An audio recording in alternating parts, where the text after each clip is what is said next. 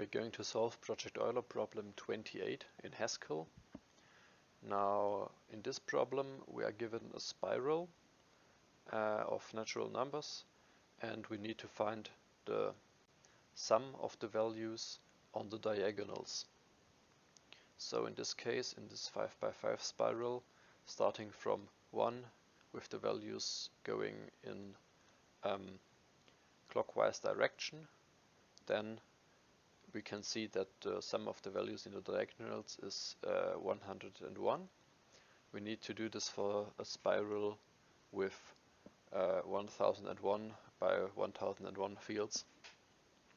So we're going to solve this in the following way.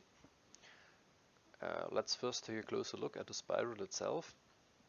If you imagine that we can walk through the values of the spiral, starting by 1 and going as the values increase, then you will notice that from the first value that we need to consider to the second one, which is 3, we are skipping one value, so we are doing a step by 2. Now we are doing from 3 to 5, it's again a step by 2, step by 2, step by 2, up to 9, and then the pattern changes. Then we are suddenly doing steps by 4, so from 9 to 13 we are doing a step by 4. From 13 to 17, again step by 4, step by 4, step by 4. Now, as you can imagine, as the spiral would grow, we would in the next rotation around the spiral, we would have steps by 6, afterwards steps by 8, and so on. So every 4 values that we add up, we increase our step width by 2. We can model this in Haskell as follows. First of all, let's make a constant with our maximum, or with the size of the spiral, which is 1001 times 1001. Now let's do a function which will do this stepping around the spiral for us. I'm not very creative, so I'll just use it calc, and this will do the following. First of all, we need to keep track of the value that we are currently at, so that's an integer. Then we need to keep track of the current step width, and then, as you noticed, each 4 additions, so to speak, every time we did 4 additions, we increase the step width. So that's another value we need to keep track of, how many additions we are in before we need to modify the step width.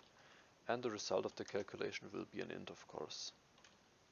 So I will call the current value I, the step width is SW, and C is how many steps we are in until we need to change the step width. Now, first of all, let's do the base case. If I is bigger than the max value, then of course we don't add up any more values, so we return 0. Now, if we are currently, or let's just do the otherwise case first. If we don't need to modify the step size, what do we do? Well, we add up the value we are currently at, and then we do the rest recursively. So we call calc. Now I will increase with the step width that we are currently having, and well, the step width doesn't change, so the second argument doesn't change, and we are getting one step closer to modifying the step width again. So we have C plus 1 as the third argument. Now, if C on the other hand equals 4, so if we did 4 steps with the current step width, then we need to change the step width. So that can be done as follows. Again, we add up the current value to the rest of the values, and we call calc. But well, let's first do the second argument. We need to modify the step width so that it is now increased by 2. And as C we will have 1 again, because we are 1 step in with the new step width. Now what do we need here? What is the next value for I? Well, it is I plus step width, but well, we want to increase the step width, but this SW plus 2 will only take, or will only, well, it will only increase SW by 2 in the next iteration, so we actually need to add the 2 here as well. Alright, so now let's have our main function, which is IO unit. We're going to print calc of, well, first we will do it as follows. We will actually start with 3, because if we are at 3 and start with C equals 1, then we do 1, 2, 3 more steps with step width equals 2. So we will do it as follows. We start with I equals 3, step width equals 2, and C is equal to 1.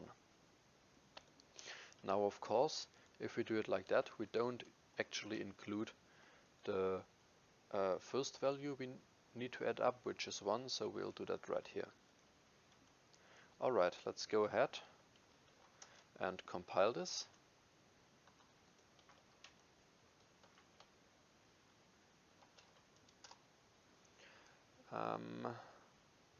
Well, of course, we need main equals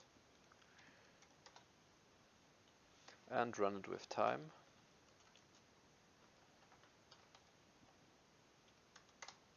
And as you see, we get the correct answer in 0.00 seconds.